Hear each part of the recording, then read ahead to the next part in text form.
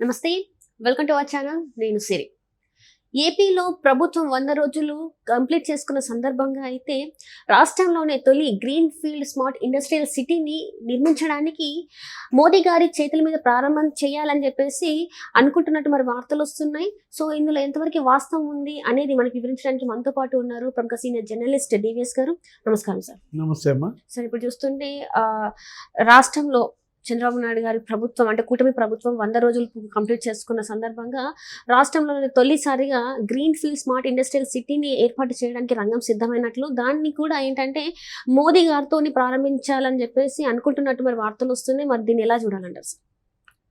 Krishnapatnam city ఇవాళ green field smart industrial city, అదే Chris సిటీగా ఇవాళ అదొక డెస్టినేషన్, గమ్యస్థానం, పెట్టుబడుల గమ్యస్థానం, ఒక లాజిస్టిక్ హబ్గా అది రూపొందుతాం. ఎందుకంటే భౌగోళికంగా, ఆ తర్వాత మనం అటు ఇండస్ట్రియల్గా కరెక్ట్గా నీకు క్రిస్ సిటీ ఎక్కడుంది?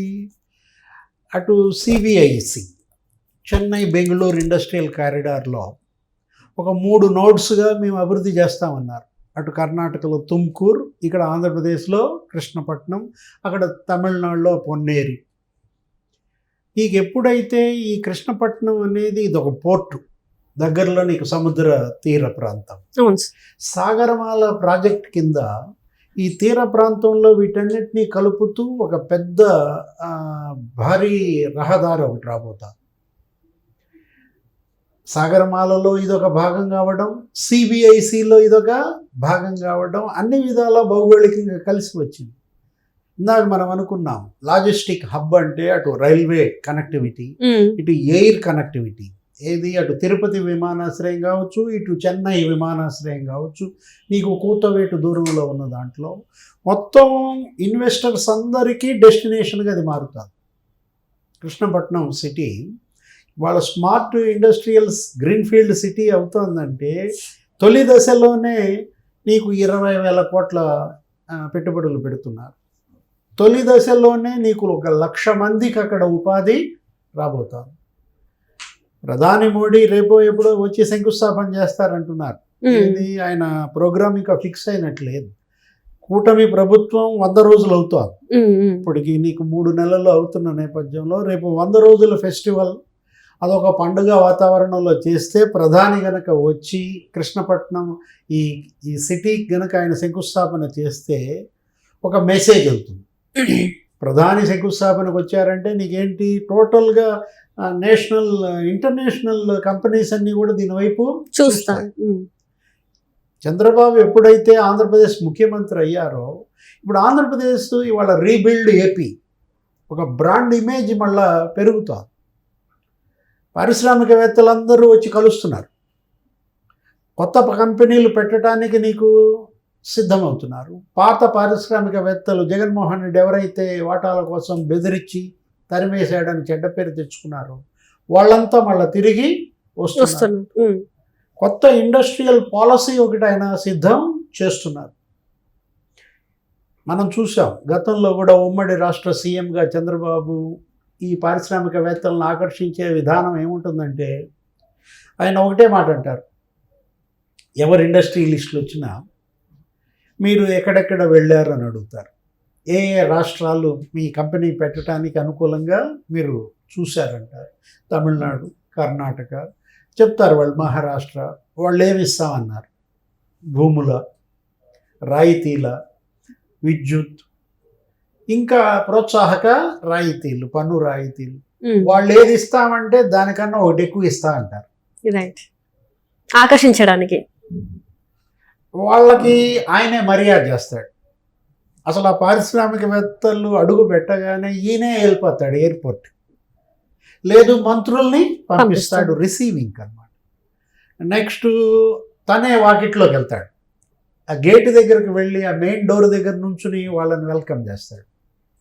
అంటే వాళ్ళకేంటి, ఒక ఈగో, ఏది వీళ్ళు పొలిటీషియన్స్, వీళ్ళు ఎక్కడో ఉంటారు, పారిశ్రామికవేత్తల్ని వేధిస్తారు, బెదిరిస్తారు, ఇట్లా జగన్మోహన్ రెడ్డి లాగా వాటాల కోసం వాళ్ళని హెరాస్మెంట్ చేస్తారన్న చెడ్డ కోణంతో చూస్తారు. అలాంటి వాళ్ళకి డిఫరెంట్గా కనపడతాడు చంద్రబాబు. ఆయన బ్రేక్ఫాస్ట్ ఆయనే సర్వ్ చేస్తాడు. Nice.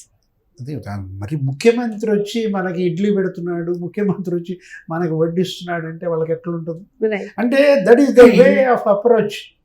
చంద్రబాబు పారిశ్రామికవేత్తల్ని నువ్వు అనొచ్చు బొట్లో వేసుకుంటాడా అని, అది వేరే విషయం. ఏది ఆయన ఇవాళ యువతకి ఉపాధి కావాలి, ఎంప్లాయ్మెంట్. అవును సార్.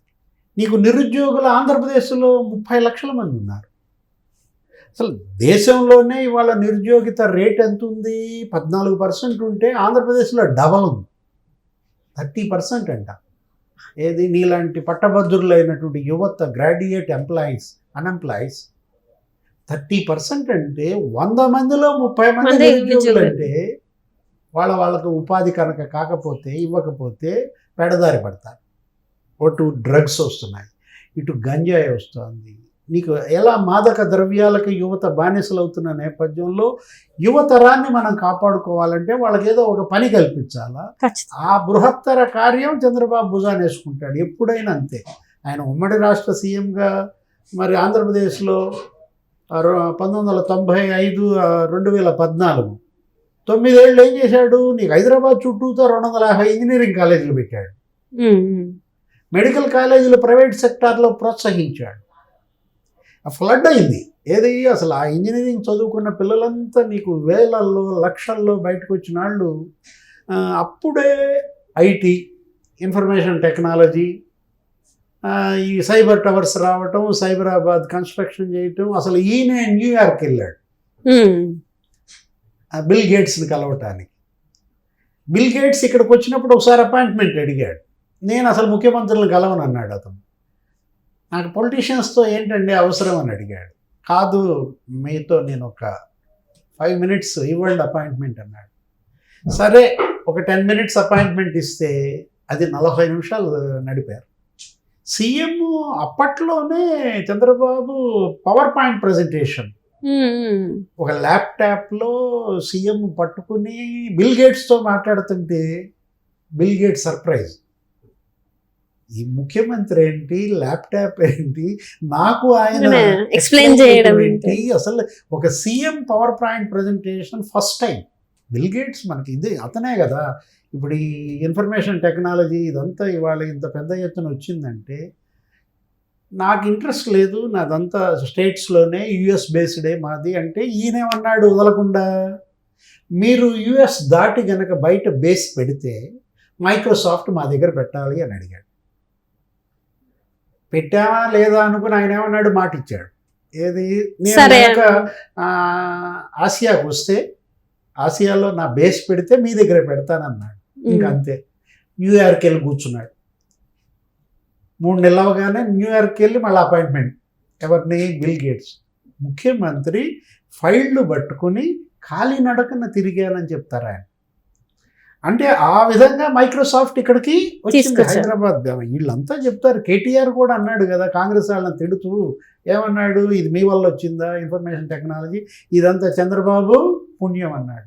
ఇప్పుడు చంద్రబాబు ఏం చేశాడు, ఇక ఆంధ్రప్రదేశ్ బాధ్యతలు భుజాన్ని వేసుకున్నాడు.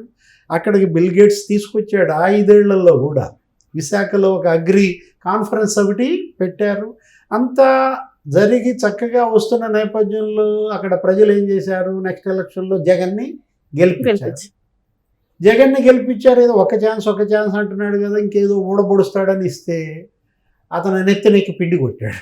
ఇది ఉన్న పరిశ్రమల్ని తరిమేశాడు. సరే మళ్ళా తప్పు తెలుసుకున్నారు. ఇప్పుడు మళ్ళీ చంద్రబాబుని సీఎం చేశారు. భలే గమ్మత్తుగా ఈరోజు ఈ చర్చ పెట్టావు నువ్వు. ఇది ఇవాళకి చంద్రబాబు సీఎం అయి 30 ఏళ్ళు అంట. అబ్బా, కరెక్ట్గా ఇవాళ 30 ఏళ్ళు అయిన సందర్భంగా ఆయన మరి మనం చూసాం. ఏది ఫస్ట్ టైము ఆయన మరి సీఎం అయ్యాడు. సెప్టెంబర్ 1న ఇప్పుడు సీఎం అయ్యాడు 95లో. 30 ఏళ్ళు అవుతుంది. 30 ఏళ్ళు అయింది ఆయన సీఎం అయి. ఒక 15 ఏళ్ళు అనుకుంటా. అటు ఉమ్మడి రాష్ట్రం 9 ఏళ్ళు, ఇది ఒక 5 ఏళ్ళు, ఇప్పుడు ఇది ఒక సంవత్సరం అవుతుంది. ఇప్పుడు 3 నెలలు అవుతుంది. ఇది 15వ ఏడాది సీఎం అన్నమాట. అంటే ఒక నాయకుడు సమర్థుడైతే ఆ రాష్ట్రం ఎంత బెనిఫిట్ పొందుతుంది. ఒక విజనరీ లీడర్ వల్ల ఆ రాష్ట్రం యొక్క యువత ఎంత బెనిఫిట్ పొందుతుందనే దానికి చంద్రబాబు ఒక కేస్ స్టడీ. రైట్. ఇప్పుడు ఈ క్రిస్ సిటీ కనుక వచ్చిందనుకో, ప్రధాని కనుక అక్కడ వచ్చి శంకుస్థాపన చేశాడనుకో, మొత్తం ఆ క్రిస్ సిటీకి ఇండస్ట్రీస్ అన్ని పరుగు పెడతాయి. అక్కడే పక్కనే శ్రీ సిటీ సెజ్ ఉంది. అవును సార్. శ్రీ సిటీ సెజ్లో 220 పరిశ్రమల్లో సగం ఈయనే తెచ్చాడు. జగన్మోహన్ రెడ్డి అసలు 5 ఏళ్ళు సీఎంగా ఉండి శ్రీ సిటీలో అడుగే పెట్టలేదు.